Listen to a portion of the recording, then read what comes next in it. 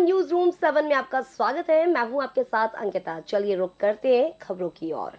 कांग्रेस प्रदेश अध्यक्ष जीतू पटवारी ने मुख्यमंत्री मोहन यादव को पत्र लिखा है, जिसमें उन्होंने सड़कों पर घूम रही गायों की रक्षा की मांग की है। इसी के साथ उन्होंने कहा है कि गोवर्धन पूजा करना अच्छी बात है, लेकिन सरकार को गौरक्षा की ओर भी कदम उठाने चाहिए।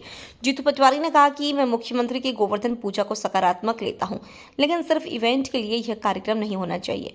आज गाय सड़कों पर है, गौशाला के नाम पर करोड़ों रुपयों का फंड दिया जाता है। कर्नाटक पर आरोप प्रत्यारोप भाजपा करे, लेकिन जो मध्य प्रदेश में वादे किए थे उसका जवाब कौन देगा।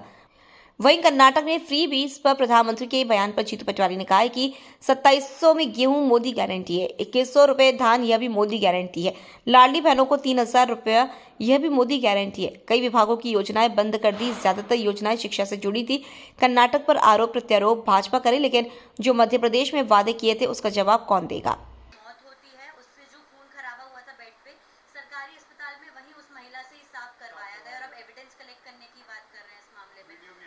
तो ये सवाल या ढिंढोरी की घटना क्या आपको संकेत देती है, संदेश देती है? ये देती है कि ढिंढोरी की घटना इस प्रदेश में स्वास्थ्य सेवाएं चरमरा गई है। न डॉक्टर है, न हॉस्पिटल में दवाइयाँ हैं, न किसी प्रकार की सुविधाएं हैं।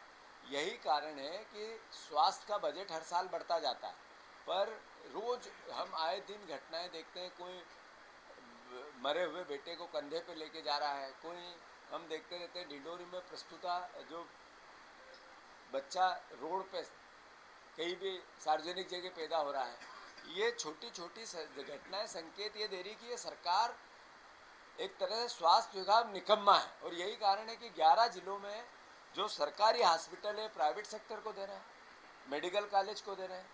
मतलब सरकारी व्यवस्थाओं को प्राइवेटाइजेशन स्वास्थ्य का कर रहे हैं। ये नहीं, सरकार का निकम्मापन है।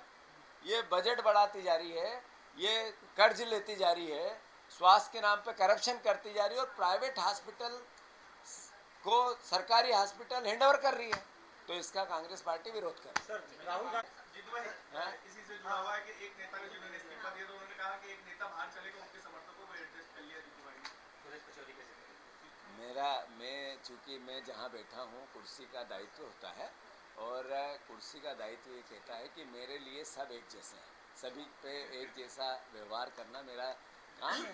तो उनका विचार हो सकता है जिसने जो कहा, पर चूंकि ये कांग्रेस बड़ा परिवार है और बड़े परिवार में जो बड़े हैं मेरे से उम्र में, अनुभव में, उनकी सीख, उनकी समझ को मैं आत्मसात करूं और पार्टी के लिए उसको सही दिशा में यूज़ करूं, उपयोग करूं। और जो छोटे हैं मेरे से, उनकी भी कोई भावना ऐसी है तो उसको भी मैं समझूं और उनकी भावना के अनुरूप पार्टी के हित में काम करूं। इससे बुरा क्या?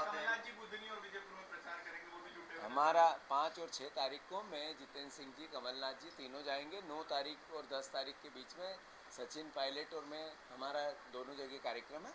और उसके बीच में दिग्विजय सिंह जी आज 3 दिन के दौरे पे है। अलग अलग हमारे नेता प्रतिपक्ष जी का भी 7-8 का कार्यक्रम है, 6-7-8 का।